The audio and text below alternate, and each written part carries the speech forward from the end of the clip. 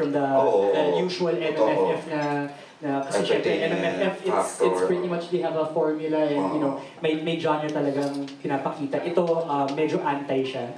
Anti MMFF o anti Christmas ganun.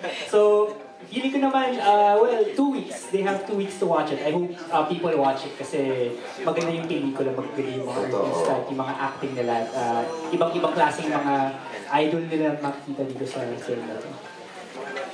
Okay. At I'm sure dumana kayo sa iba't ibang director. So ano ang difference ni Direk Gino sa ibang mga directors na nag-handle na sa inyo sa teleserye, ganyan? First, did you audition for the role and then sagutin niyo yung tanong ni RG na how was it working with Direk Gino? Gina, yung experience, how was it working? I auditioned, yeah, for the role.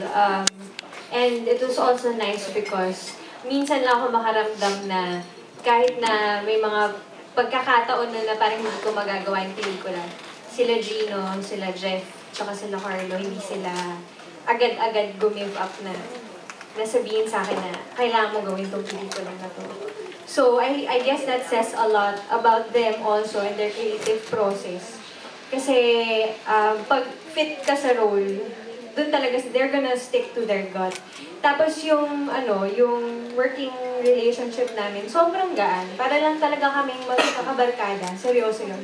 Kaya siguro nakikita nyo rin sa pelikula na ganun yung vibe. Diba? Talagang very, he lets us, he gives us freedom to be actors, which is very important for me as well. So, yan. I love Gino. Sophie? Yes, I met with Direk Gino for the role and then a few weeks after, sinabi na ako na doon ko niya. So first movie Ang galing mo dito, anak ha? Anak. Wow, may plan. Nakakontrata siya sa 5 months.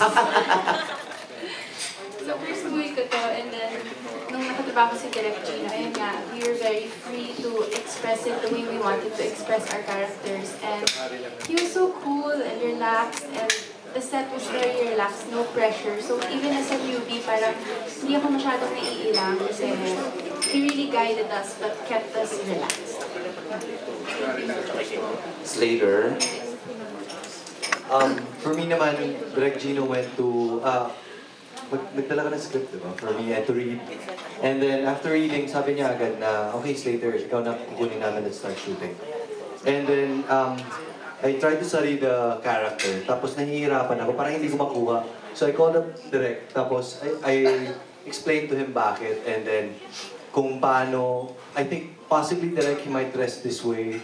Remember that, Direk? Yeah, and then sobrang open naman talaga si Direk. In-explain ko sa kanya kung bakit dapat ganito, or ganyan, okay lang ba, Direk, if I do it like this? So very open si Direk Gino when it comes to suggestions, and you really feel that your character is your own creation. As an actor, very, very freeing siya. Yan, that's the Gino. Okay. Elmo? Sa akin naman, yeah, it was super light din for me. The experience was really light. And the difference with Direk Gino, parang alam na alam niya yung direction niya sa movie. Alam na alam niya yung gusto niyang gawin. Yung the whole slope, the whole idea. And yun yung nagustuhan ko nung napanood ko yung film.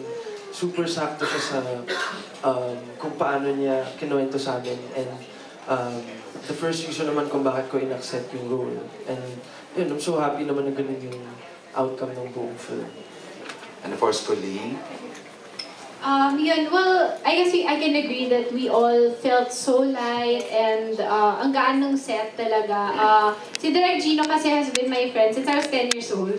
Pareho pa kaming rap model nun. And then, spiky pa yung hair niya nun.